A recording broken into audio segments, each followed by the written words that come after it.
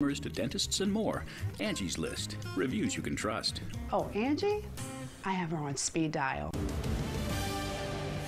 Now, from Fast and Furious and that scandal to the leak investigation, obstruction has become a common theme for this White House. And although the left would like to continue to harp on the controversies of the Nixon administration, the abuses of power orchestrated by Team Obama in recent weeks are glaring.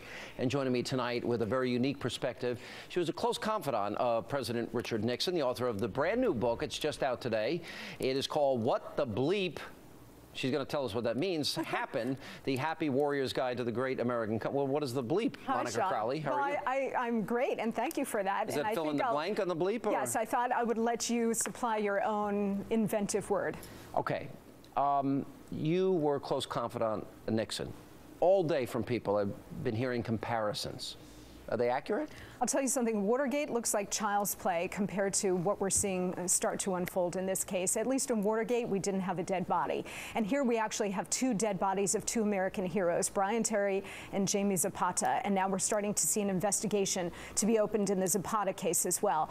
Look, for the President of the United States, who has blown this off for a really long time, the Fast and Furious investigation, the mainstream media also refused to cover it until now. What this White House did today in invoking executive privilege, the first time this president has done this in his term, they have now blown this thing wide open. Now the mainstream media has to cover it. Now they're going to have everybody on their tails investigating this thing.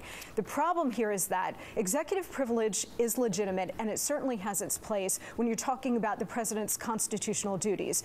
But invoking executive privilege in a case like this to withhold information from Congress when they're trying to investigate the conduct of a government agency that is not required by the Constitution. The Justice Department is not required by the Constitution. Nowhere in the document does the Justice Department exist. They are really overstepping their bounds here, and I think they're going to lose on this. It seems to me that they're trying to hide something here. And maybe I'm just stating the obvious here, but there's got to be something in these documents that they don't want us to know, because I don't see how it fits into the criteria with a lot of court precedent behind it that would establish their rationale for doing this at the 11th hour. Yeah. What are in these documents that they don't want us to see? You mentioned President Nixon. I worked with him during the last 4 years of his life, and one of the things he always said to me is, you know, it's a cliche, but it's a cliche because it's true. It's never the actual crime. It's always the cover-up that's going to get you. Yes, and he said it to me because he learned the lesson. And one of the other things he said to me, Sean, was, why did I go through the damn fire if nobody was ever going to learn the lesson from it? But isn't this Attorney General the most political since, you know, the Nixon administration? Yeah, I mean, the Nixon administration constantly got pounded. They're still getting pounded for politicizing the Justice Department and going after their enemies. Again, what they did, and I'm not excusing what they did, but what they did looks like child's play compared to what this White House is doing. Look, if you have nothing to hide, you release the documents, you cooperate with Congress, you clear your name in front of the American people, you might give a speech and say, look, this thing has gotten out of control. I apologize to the American people. Here are all of the documents. They're not doing it, and it's only going to take on a life of its own. Lanny Davis, who I think is wrong so often, wrote a book, Tell the Truth, Tell It Early, Tell It Yourself. They never learn, Sean. They never, they never learn, and then it takes on a life of its own. Do you think this has the potential to become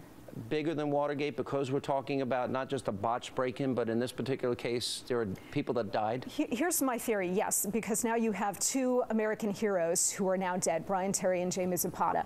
But I also think there may be something more to this, where we keep talking about the idea that this was a botched operation in Fast and Furious. It may not have been, and maybe, and this is just speculation, but maybe what they're trying to hide here is the fact that this was all by design, and I write about this in What the Bleep Just Happened, that everything they do is by design, and that this operation was set up as an assault on the Second Amendment. In other words, flood the zone with guns, actually have some dead bodies. I don't think they intended American dead bodies, but then trace the guns back to the United States as an excuse to crack down on legal gun ownership. Congrats on your brand new book, and it's out in bookstores today. It is. And Monica Crowley now also coming up. We're going to take a moment.